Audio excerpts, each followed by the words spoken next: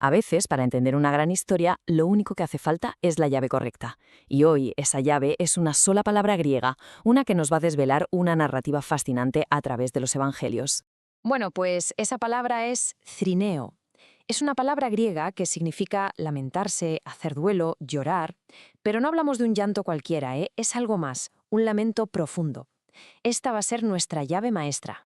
Entonces, ¿qué historia nos cuenta esta palabra en 3 momentos clave? Vamos a seguirle la pista para ver cómo este concepto de lamento, pues primero se rechaza, luego se redefine y al final se transforma en algo, bueno, en algo totalmente inesperado. Bien, pues nuestro primer encuentro con Crineo nos mete de lleno en una parábola que habla de indiferencia. De un lamento, básicamente, que nadie quiso escuchar. La escena que se describe es muy gráfica. Pensemos en unos niños en una plaza que intentan jugar. Primero, tocan una música alegre, como de boda, y nada, nadie baila. Después cambian de tercio. Entonan una canción triste, fúnebre, un lamento. Y tampoco, nadie se une al duelo. Es una imagen potentísima de desconexión, de apatía total. Y ojo, que esto es importante. Tanto Mateo como Lucas recogen esta misma parábola, casi palabra por palabra. Y ya se sabe, cuando dos fuentes coinciden tanto en los detalles, es una señal clarísima de que nos están diciendo, atención aquí. La clave de todo es esa. Se rechaza tanto la invitación a la alegría como la invitación al lamento. Y aquí es donde la cosa se pone todavía más interesante, por la contradicción que sale a la luz. A ver, a Juan, el Bautista, se le critica por ser austero, y luego a Jesús por todo lo contrario. Así que, al final, está claro que el problema no eran los mensajeros, ¿no? Era la cerrazón de corazón, esa negativa a conectar, ni para bailar ni para lamentarse. Venga, seguimos. Pasamos a la segunda puerta. Y aquí el lamento da un giro. Deja de ser algo que se rechaza para convertirse en algo necesario y con una mirada puesta en el futuro. La escena aquí es, dramática. Jesús va camino de la cruz y un grupo de mujeres lo sigue, haciendo justo lo que la generación de la parábola no quiso hacer. Se lamentan. Están viviendo ese crineo, de verdad, con un duelo sincero por el sufrimiento que ven. Pero la historia no acaba ahí, ni mucho menos. Y es que de repente pasa algo increíble. Jesús se da la vuelta y en lugar de aceptar su lamento sin más, lo redirige. No les dice que dejan de llorar, ojo, sino que cambien el porqué de su llanto. Que no lloren por él, sino por ellas mismas y por el futuro que se acerca. Y aquí, justo aquí, es donde el cereneo cambia de significado. Ya no es una simple expresión de tristeza por lo que está pasando en ese momento. Se convierte en una advertencia, en una profecía. Es una llamada a lamentarse, sí, pero no por el pasado, sino por las consecuencias de lo que está a punto de ocurrir.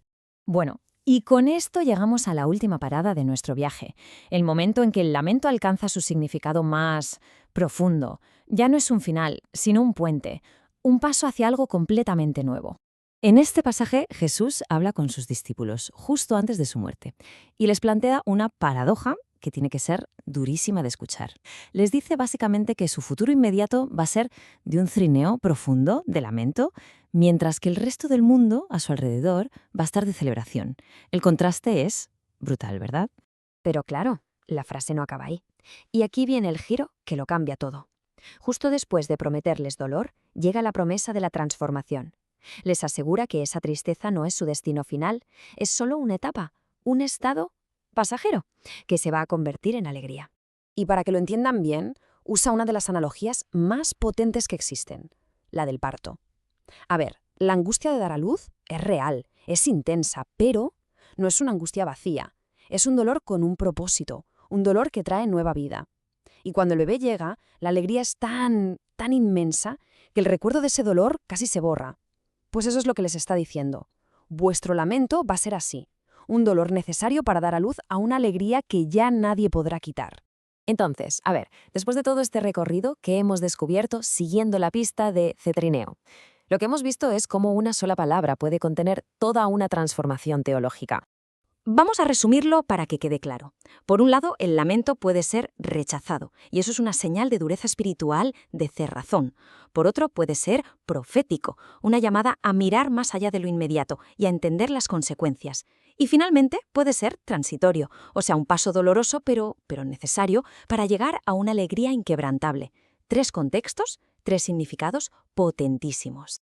Así que, en definitiva, la historia de esta palabra es un viaje en toda regla. Empezamos con una llamada al duelo que nadie escucha, que se ignora, pasamos a un duelo que se vuelve necesario para poder entender el futuro y terminamos con un duelo que se redime, que se convierte en la mismísima puerta de entrada a la alegría. Y todo esto, claro, nos deja con una pregunta final para darle una vuelta. Si el lamento puede ser, de hecho, el camino hacia la alegría, ¿qué nos dice entonces la tristeza sobre la naturaleza de esa felicidad que de verdad vale la pena buscar?